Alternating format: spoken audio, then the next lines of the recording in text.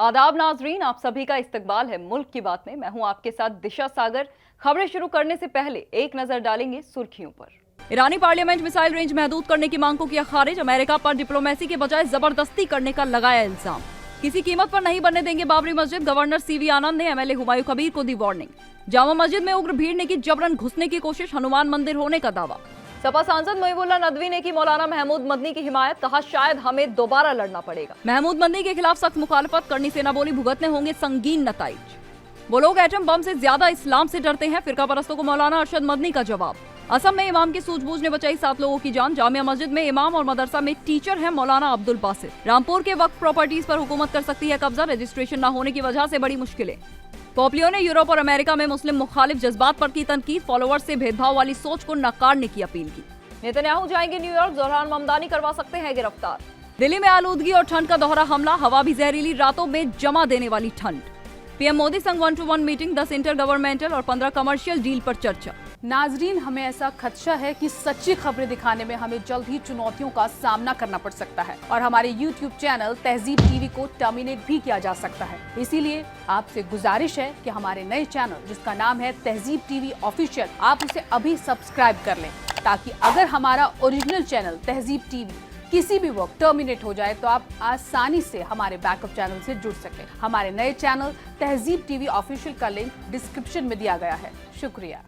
जब से ईरान ने इजराइल पर हमला करके दुनिया को ये बता दिया है कि हमसे टकराना इतना आसान नहीं है, तब से अमेरिका भी अब ईरान के खिलाफ हर कदम फूंक फूंक कर रख रहा है। ईरान की मिसाइल ताकत को देखकर इतना घबरा गया है कि अब उसने ईरान से अपनी मिसाइल रेंज महदूद करने के लिए कहा था, जिस पर ईरान ने अमेरिका को जवाब देते हुए कहा है कि वो ये कभी नहीं करेगा। ईरान की मिसाइल कम करने की अमेरिका की मांग साफ ये वाजे करती है कि उसे इस बात का डर है कि वो आने वाले वक्त में जब चाहे इजराइल को खत्म कर सकता है, जिसका ट्रेलर दुनिया ने कुछ महीनों पहले ही देख लिया है। ईरान के पार्लियामेंट के स्पीकर मोहम्मद बाकर गालिबफ ने तेहरान में एक प्रेस कॉन्फ्रेंस में कहा, ईरान की डिफेंस कैपेबिलिटीज के बारे में कोई बातचीत नहीं हो सकती। उन्होंने कहा कि 12 रोजा जंग में हमारी ताकत देखकर अमेरिका हमसे घबरा कर इजराइल की सलामती के लिए अब हमसे अपनी मिसाइल रेंज कम करने के लिए कह रहा है। हम इसे खारिज करते हैं और ये बिल्कुल नामुमकिन है। ईरान के पास अभी 2000 किलोमीटर की खुद से तय मिसाइल रेंज है, जो अफसरान का मानना है कि मुल्क की डिफेंस के लिए काफी है, क्योंकि ये इजराइल तक पहुंच सकती है। ईरान के पार्लियामेंट स्पीकर गालिबाफ ने यूनाइटेड स्टेट्स पर डिप्लोमेसी के बजाय जबरदस्ती का रास्ता अपनाने का इल्जाम लगाया। वो असली बातचीत नहीं चाहता, वो अपनी मांगे थोपना चाहते हैं और हमें मानने के लिए मजबूर करना चाहते हैं। ईरान ऐसी किसी नाजायज मांग के आगे न झुकेगा न डरेगा। पार्लियामेंट के स्पीकर गालिबाफ ने उम्मीद जताई कि एक नई जंग से बचा जा सकता है, लेकिन उन्होंने ये भी कहा कि ईरान की आज डिफेंसिव और अटैकिंग सलाहियतें क्वांटिटी और क्वालिटी दोनों के मामले में ऐसे है कि यूएस या इजराइल के किसी भी हमले का जवाब ज्यादा मजबूत, ज्यादा सटीक और ज्यादा असरदार तरीके से दिया जाएगा। अगर ऐसा हुआ तो इजराइल इस बार दुनिया के नक्शे में नहीं रहेगा। इससे पहले आयतुल्ला खामेनी ने कहा कि तेहरान के वॉशिंगटन से राब्ता करने की कोशिश करने के दावे पूरी तरह झूठे हैं। उन्होंने मौजूदा यूएस एडमिनिस्ट्रेशन को डिप्लोमेसी के लायक नहीं बताया और मौजूदा हालात में अमेरिकी लीडरान के साथ बातचीत के किसी भी इम्कान को पूरी तरह से खारिज कर दिया। आयतुल्ला खामेनी ने इस बात पर भी जोर दिया कि यूनाइटेड स्टेट्स अक्सर अपने दोस्तों को जंग में धकेलता है और पीछे तबाही और मायूसी छोड़ जाता है। मगरबी बंगाल बाबरी मस्जिद बनाने की लड़ाई अब मरकजी हुकूमत, भारतीय जनता पार्टी और तृणमूल कांग्रेस के एमएलए हुमायूं कबीर के बीच सामने आ गई है। हुमायूं कबीर ने बार बार धमकी भरे लहजे में इस बात को दोहराया है कि वो पश्चिम बंगाल के मुर्शिदाबाद में बाबरी मस्जिद बनाएंगे। उन्होंने ये भी कहा है कि अगर किसी ने रोकने की कोशिश की तो मुस्लिम बिरादरी के लोग सड़कों पर उतर जाएंगे। वहीं मगरबी बंगाल के गवर्नर और भाजपा लीडर सीवी आनंद बोस ने साफ तौर पर कहा है कि मुर्शिदाबाद में बाबरी मस्जिद बनाने की इजाजत नहीं दी जाएगी। उन्होंने कहा कि इस प्रकार के मामलों में आईन चुपचाप तमाशा नहीं देखता रहेगा। मीडिया ने पश्चिम बंगाल के गवर्नर सीवी आनंद बोस से पूछा कि क्या चुनाव से पहले पश्चिम बंगाल के माहौल को जानबूझकर खराब करने की कोशिश की जा रही है। इस पर उन्होंने कहा कि जमीनी हालत और एजेंसियों से उन्हें जो रिपोर्ट्स मिली हैं, उससे पता चलता है कि कोई जानबूझकर मुर्शिदाबाद को स्कैंडल का अड्डा बनाने की कोशिश कर रहा है। सीवी आनंद बोस ने कहा कि फिरका वाराना जज्बात भड़काने और कानून तोड़ने वालों के खिलाफ सख्त कार्रवाई की जाएगी। गवर्नर सीवी आनंद बोस ने कहा कि ये मजहबी जगहें बनाने का सवाल नहीं है, आइन चुपचाप तमाशा देखता नहीं रहेगा। उन्होंने सख्त चेतावनी देते हुए कहा कि किसी को भी कानून अपने हाथ में लेने की इजाजत नहीं दी जाएगी। जो लोग कानून तोड़ने की कोशिश करेंगे उनके खिलाफ सख्त, असरदार और प्रोएक्टिव कार्रवाई की जाएगी। हिंदुवादी तंजीमों की तरफ से ये दावा किया जा रहा है कि ऐतिहासिक श्रीरंगापट्टनम की जामा मस्जिद, मस्जिद आला को पुराने वक्त में एक मंदिर को तोड़कर बनाया गया है। इसको लेकर हिंदू जागरण वेदिके एचजेवी नाम की तंजीम से जुड़े लोगों ने बीते बुध 3 दिसंबर को मांड्या जिले के श्रीरंगापट्टनम में पुरतशद्दुद एहतजाज किया। आमतौर पर यह कहा जाता है कि उत्तर भारत में मजहब के नाम पर झगड़े और सियासत होती है। यहाँ हमेशा फिरका परस्ती हावी रहती है, लेकिन फिरका परस्ती का तबाहकुन जहर अब सिर्फ उत्तर भारत के मसाइल नहीं है, बल्कि ये मसाइल दक्षिण भारत के रियासतों में भी पैर पसार चुका है। इसी कड़ी में कर्नाटक के मांड्या जिले में मौजूद एक ऐतिहासिक श्रीरंगापट्टनम की जामा मस्जिद पर तनाजा शुरू हो गया है। हिंदुवादी तंजीमों की ओर से दावा किया जा रहा है कि ऐतिहासिक श्रीरंगापट्टनम की जामा मस्जिद को पुराने वक्त में एक मंदिर को तोड़कर बनाया गया था। इस एहतजाज में शामिल पुरतशद्दुद भीड़ ने मस्जिद में जबरदस्ती घुसने की कोशिश की, जिससे इलाके में फिरका वाराना कशीदगी फैल गई। एहतजाज कर रहे हिंदू जागरण वेदिके एचजेवी संगठन तंजीम से जुड़े लोगों ने श्रीरंगापट्टनम की जामा मस्जिद की जगह हनुमान मंदिर बनाने का मुतालबा किया है। मीडिया रिपोर्ट्स के मुताबिक हिंदू जागरण वेदिके एचजेवी तंजीम की तरफ से हनुमान माला संकीर्तन यात्रा का आयोजन किया गया था। इस यात्रा में शामिल लोग जामा मस्जिद के सामने कीर्तन करने के लिए रुके और फिर जबरदस्ती मस्जिद में घुसने की कोशिश की। हिंदू जागरण वेदिके एचजेवी संगठन के लोगों ने दावा किया कि श्रीरंगापट्टनम जामा मस्जिद एक हनुमान मंदिर को तोड़कर बनाई गई थी, इसीलिए वहां फिर से मंदिर बनाया जाए। हालांकि मौके पर पुलिस की मुस्तैदी की वजह से हालात को तुरंत काबू कर लिया गया। पुलिस ने हिंदू जागरण वेदिके एचजेवी तंजीम के लोगों को मस्जिद परिसर में घुसने से रोका। फिल वक्त हालात काबू में हैं। मुल्क के वक्फ कानून लागू होने के बाद वक्फ प्रॉपर्टी को उम्मीद पोर्टल पर अपलोड करने की डेडलाइन 5 दिसंबर तय की गई थी, लेकिन पोर्टल ठीक से काम नहीं कर रहा है और बार बार क्रैश हो रहा है। इस वजह से मुल्क भर की कई रियासतों में 30% वक्फ प्रॉपर्टी भी रजिस्टर्ड नहीं हुई है। इस बीच मुस्लिम सांसदों और मुस्लिम तंजीमों ने उम्मीद पोर्टल की डेडलाइन बढ़ाने का मुतालबा किया है, लेकिन केंद्र मरकजी हुकूमत ने डेडलाइन नहीं बढ़ाई। इसके बाद मुस्लिम तंजीमों ने सुप्रीम कोर्ट का दरवाजा खटखटाया, लेकिन उन्हें वहां से भी कोई राहत नहीं मिली। इससे मुल्क में सियासी तनाव बढ़ गया है। इसी कड़ी में पार्लियामेंट के विंटर सेशन के दौरान समाजवादी पार्टी के एमपी मोहिबुल्लाह नदवी ने जमीयत उलेमाए हिंद के प्रेसिडेंट मौलाना महमूद मदनी के जिहाद वाले बयान का सपोर्ट किया और उम्मीद पोर्टल की डेडलाइन बढ़ाने का मुतालबा किया है। इस बयान से बवाल हो गया है। वक्फ अमेंडमेंट बिल पर चर्चा के दौरान नदवी ने कहा कि उनकी पार्टी इस मुद्दे पर बनी ज्वाइंट पार्लियामेंट कमेटी जेपीसी को लेकर हुकूमत की नीयत और पॉलिसी पर पहले ही सवाल उठा चुकी है। उन्होंने इल्जाम लगाया कि हुकूमत वक्फ प्रॉपर्टी के मामलों में ट्रांसपेरेंसी की बात करती है, लेकिन जमीनी हकीकत कुछ और ही है। प्रॉपर्टी के ऑनलाइन रजिस्ट्रेशन के लिए बनाए गए उम्मीद पोर्टल का जिक्र करते हुए नदवी ने कहा कि 6 महीने की डेडलाइन के बावजूद अभी तक करीब सिर्फ 30% वक्फ प्रॉपर्टी, मदरसे, मस्जिद और कब्रिस्तान ही रजिस्टर हुए हैं। उन्होंने इल्जाम लगाया कि सर्वर में टेक्निकल गड़बड़ियों और डेडलाइन मिस होने की वजह से लगभग 70% प्रॉपर्टीज अनरजिस्टर्ड हैं। इसके बाद नदवी ने संविधान के आर्टिकल 25 और 26 का हवाला देते हुए कहा कि ऐसा लगता है जैसे मजहबी आजादी से जुड़े इन कानूनों को कमजोर किया जा रहा है। वजीर आला योगी आदित्यनाथ के हुक्म पर रियासत में गैर कानूनी तौर पर रह रहे बांग्लादेशियों और रोहिंग्याओं की पहचान के लिए एक बड़ा और सिस्टमैटिक ऑपरेशन शुरू किया गया है। हुकूमत ने रियासत के सभी नगर निगमों को हुक्म दिया है कि अपने अपने इलाके में काम कर रहे ऐसे सभी लोगों की डिटेल्ड लिस्ट फौरन तैयार करें जिनके डॉक्यूमेंट्स मशकूक या गैर कानूनी हैं। ऑफिशियल हुक्म के मुताबिक हर नगर निगम अपने दायरे इख्तियार में रह रहे सभी मशकूक रोहिंग्याओं और बांग्लादेशियों की एक अलग लिस्ट तैयार करेगा। ये लिस्ट कमिश्नर और आईजी रैंक ऑफिसरों को सौंपी जाएगी, जिसके बाद आगे की कानूनी और एडमिनिस्ट्रेटिव कार्रवाई शुरू की जाएगी। वजीर आला ने गैर कानूनी तौर पर रह रहे लोगों की पहचान करने तक उन्हें महदूद रखने के लिए हर कमिश्नरेट में डिटेंशन सेंटर बनाने के भी हुक्म जारी किए हैं। कमिश्नरों और आईजी ऑफिसरों को पहले फेज में भी डिटेंशन सेंटर के लिए सही जगहों की पहचान करने का हुक्म दिया गया है। ऑफिसरों के मुताबिक इन सेंटर्स में उन बैरूनी नागरिकों को रखा जाएगा जो बिना वैलिड ट्रैवल या रेजिडेंस डॉक्यूमेंट्स के यूपी में रह रहे हैं। हुकूमत के हुक्म के बाद पूरे रियासत में एडमिनिस्ट्रेटिव सिस्टम तुरंत एक्शन में आ गया है और पुलिस, लोकल एडमिनिस्ट्रेशन और इंटेलिजेंस एजेंसियां एक्टिव हो गई हैं। पुलिस ने लखनऊ के अलग अलग इलाकों, खासकर गोमती नगर रेलवे स्टेशन के पास और सरोजनी नगर में झुग्गियों का दौरा किया है। इस दौरान रहने वालों के आधार कार्ड, पैन कार्ड और दूसरे पहचान के डॉक्यूमेंट्स चेक किए गए हैं। इससे पहले सरोजनी नगर में भी इसी तरह का एक बड़ा ऑपरेशन किया गया था।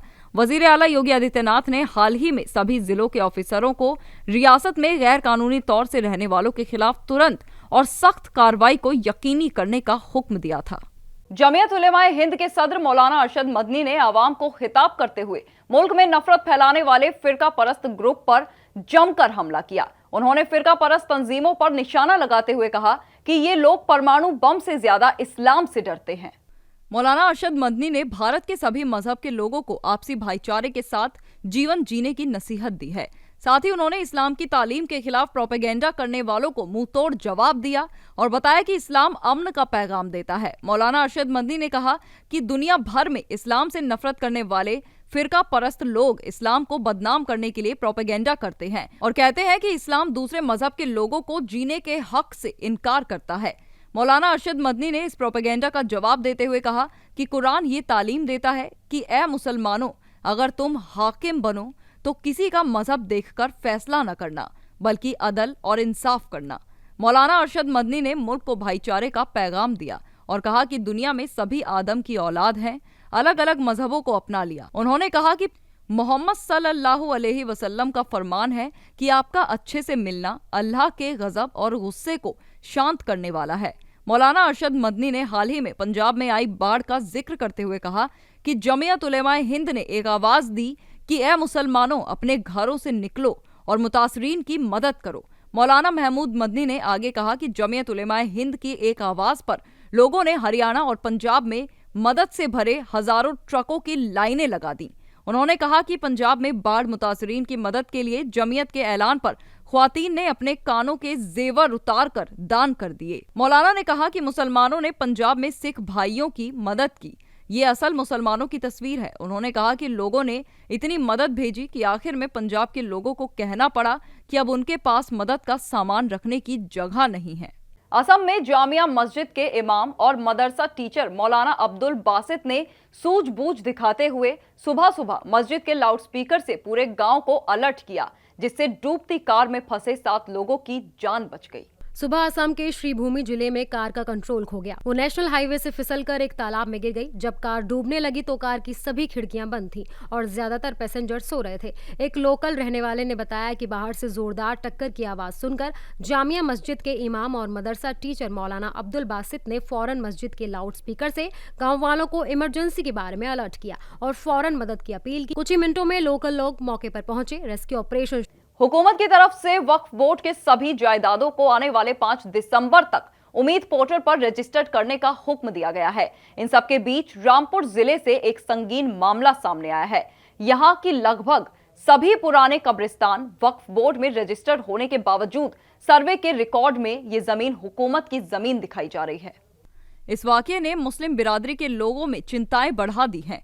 लोगों को डर है कि हुकूमत इन कब्रिस्तान की जमीनों पर मुस्तकबिल में अपना दावा करके इन्हें छीन सकती है। दरअसल रामपुर के नवाबों ने मुस्लिम बिरादरी की जरूरतों को देखते हुए मस्जिदों और कब्रिस्तानों के लिए जमीन वक्फ की थी, लेकिन आजादी के बाद जब रामपुर का भारत में विलय हुआ उस वक्त इन मजहबी जगहों को हुकूमत की तरफ से मालिकाना हक से छूट देने का कोई इंतजाम नहीं किया गया।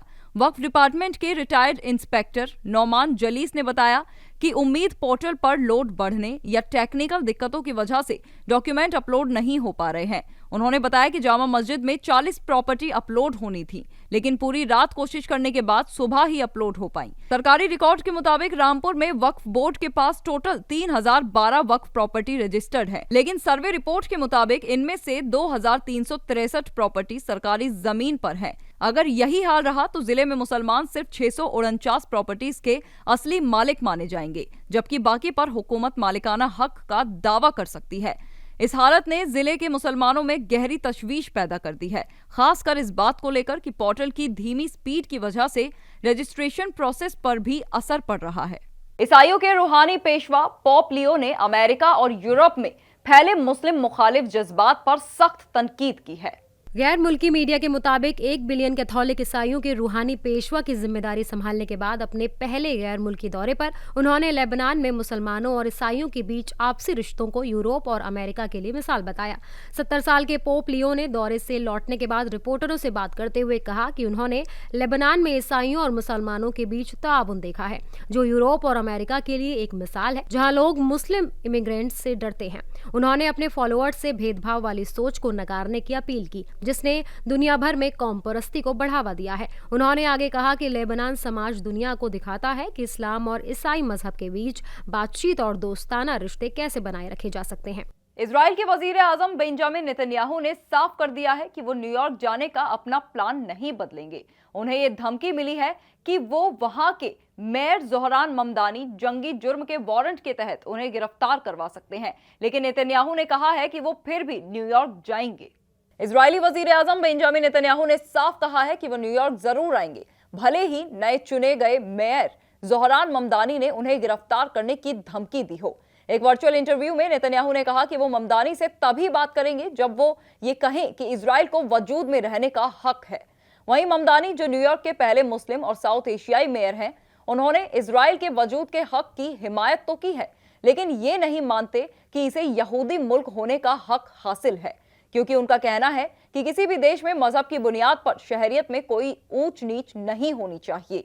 ममदानी ने कसम खाई है कि वो नेतन्याहू और रूसी सदर व्लादिमीर पुतिन जैसे इंटरनेशनल क्रिमिनल कोर्ट के जरिए महरूम नेताओं के खिलाफ गिरफ्तारी वारंट लागू करने के लिए न्यूयॉर्क पुलिस को भेजेंगे। हैग वाक़े आईसीसी ने पिछले साल गजा में जंगी जुर्म के लिए नेतन्याहू को जिम्मेदार माना था। हालांकि नेतन्याहू की गिरफ्तारी के इम्कानात बहुत कम है, क्योंकि इजराइल, अमेरिका और रूस आईसीसी के मेंबर नहीं हैं, और गिरफ्तारी या वीजा जैसे मामले मेयर के बजाय अमेरिकी यूनियन सरकार देखती है, जिसने ट्रंप इंतजामिया के तहत इजराइल का पुरजोर बचाव किया है। न्यूयॉर्क में यूनाइटेड नेशंस का हेडक्वार्टर भी है, जहां नेतन्याहू आते जाते हैं, और अमेरिका मेजबान देश के रूप में उन्हें वीजा देने के लिए मजबूर है। दिल्ली में जुमेरात की सुबह AQI 335 दर्ज किया गया, जो खतरनाक कैटेगरी में है। दर्जाए हरारत में भारी गिरावट और बढ़ती आलूदगी की वजह से आने वाले दिनों में हालात और खराब हो सकते हैं। कौमी राजधानी दिल्ली में आलूदगी का लेवल कम होने का नाम नहीं ले रहा है। 4 दिसंबर सुबह एयर क्वालिटी इंडेक्स 335 के साथ खतरनाक कैटेगरी में दर्ज किया गया।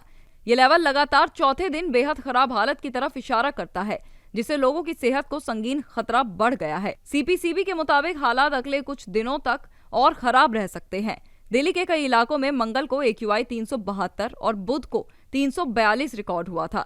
नेहरू नगर में ये लेवल मंगल को 378 तक पहुंच गया था। RK पुरम, बुराड़ी, आनंद विहार, मुंडका, बवाना, विवेक विहार, अलीपुर, शादीपुर और उत्तर परिसर में हवा की क्वालिटी बहुत खराब कैटेगरी में बनी रही। Air quality early warning system के मुताबिक अगले कुछ दिनों तक राजधानी में AQI बेहद खराब रहने के इम्कान है। रात में धुंध और दिन में कम हवा चलने की वजह से आलूदगी का असर और बढ़ सकता है। बुध को गाड़ियों से निकलने वाले धुएं की वजह से 16% आलूदगी दर्ज की गई, जबकि जुमेरात को इसके 14.3% रहने का इम्कान है। अहम शहरों में आज की एयर क्वालिटी दिल्ली में AQI 278, नोएडा में 268, गाजियाबाद 313, गुरुग्राम 276 और ग्रेटर नोएडा में 274 रिकॉर्ड हुई है। वहीं दिल्ली NCR में बुध का दिन दिसंबर का सबसे ठंडा दिन रहा, जब ज्यादा दर्जाए हरारत 23.7 डिग्री सेल्सियस रिकॉर्ड किया गया, जो नॉर्मल से 1.6 डिग्री कम है। कम से कम दर्जा हरारत 5.1 डिग्री सेल्सियस तक गिर गया, जो नॉर्मल से 4 डिग्री कम है। IMD के सीनियर साइंसदानों के मुताबिक NCR में अब कड़ाके की सर्दी का दौर शुरू होने जा रहा है। मौसम डिपार्टमेंट के मुताबिक 4 दिसंबर के बाद रात का दर्जाए हरारत अचानक गिरकर रिकॉर्ड सतह तक पहुंच सकता है और दिन में ठंडी हवाएं दर्जाए हरारत को और नीचे ले जा सकती हैं। दिल्ली का कम से कम दर्जाए हरारत आज 5 डिग्री रहने का इम्कान है, जबकि नोएडा, गाजियाबाद, गुरुग्राम, फरीदाबाद और ग्रेटर नोएडा में ये लगभग 8 डिग्री तक रहेगा। दिन का दर्जाए हरारत भी ज्यादा से ज्यादा 22 डिग्री के आसपास रहेगा। ऐसे में आने वाले 48 घंटे दिल्ली NCR के लिए आलूदगी और सर्दी दोनों मामलों में चैलेंजिंग साबित हो सकते हैं।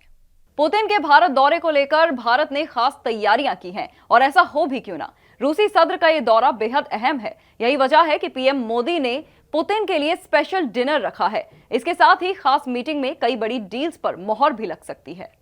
रूस के सदर व्लादिमीर पुतिन 2 दिन के दौरे पर आज भारत पहुंचे हैं। उनके इस दौरे को लेकर खास तैयारियां की गई हैं। आज शाम करीब 6:30 बजे पुतिन के प्लेन ने दिल्ली में लैंड किया। इस दौरे पर रूसी सदर की पीएम मोदी के साथ एक बड़ी बैठक होने वाली है। ये मीटिंग भारत और रूस के बीच सालाना सरबराही इजलास का एक हिस्सा है।